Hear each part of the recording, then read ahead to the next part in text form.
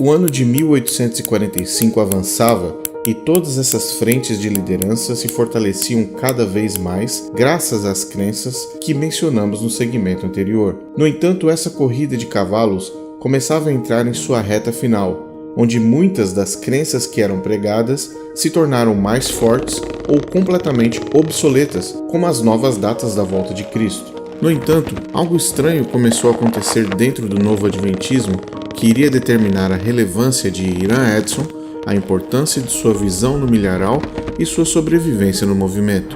Como mencionamos no começo, nos anos 1800, ser um visionário e dizer que Deus estava falando com você diretamente era mais comum do que torcer para o Flamengo do Rio de Janeiro, e o movimento adventista, que ainda estava dando seus primeiros passos, visualizou um problema bastante complexo. Tinha muita gente tendo visões ao mesmo tempo. Entre março e abril de 1845, uma outra linha do tempo se formou. Essa linha era composta por José Bates.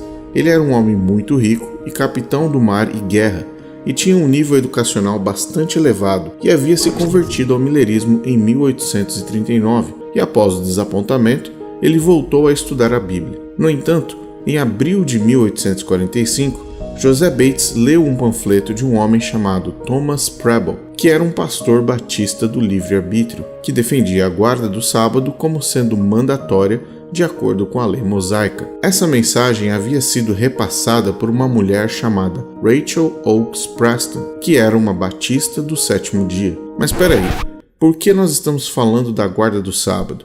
Pois é, porque tudo está conectado. Após ser convencido sobre a guarda do sábado, José Bates começou a montar um quebra-cabeças na sua mente que tentava justificar o fato de Cristo não ter voltado em 1844. Ele havia lido a teoria de Hale, havia acompanhado a posição de William Miller, mas não estava 100% convencido. Foi então que ele teve acesso ao artigo de Crozier do Daystar, apresentando uma interpretação da visão de Hiram Edson e o argumento da passagem do Santo para o Santíssimo.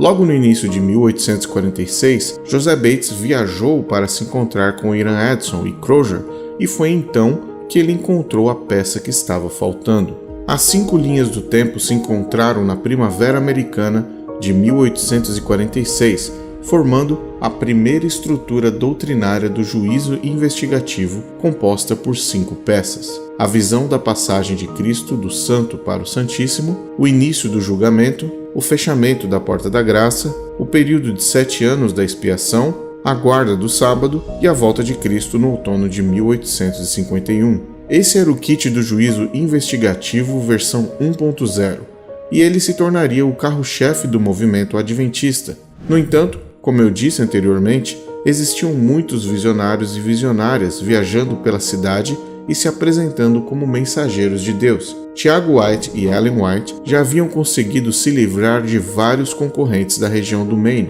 porém, Hiram Edson era o visionário que eles não poderiam descartar facilmente, pois ele era o responsável pela visão mais importante que estruturava toda a doutrina do juízo.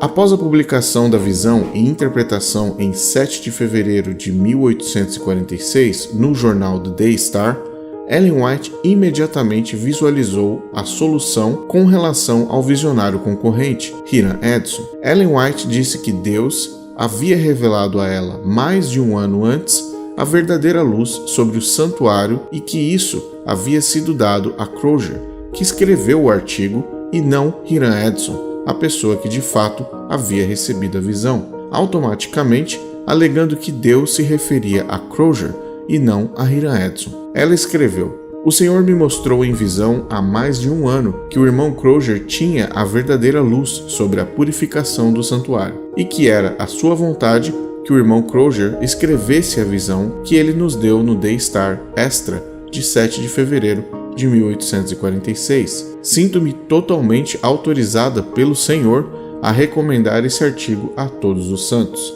Com esse movimento estratégico, mediúnico, visionário e autorizador, Ellen White isolou Hiram Edson, publicando que Deus havia autorizado ela a recomendar o artigo como sendo a palavra final sobre a interpretação do santuário. A partir desse dia, o nome de Hiram Edson, incluindo sua visão, passaram a sofrer mudanças com o objetivo de impedir que ele surgisse como um novo mensageiro de Deus, colocando em risco a autoridade de Ellen White.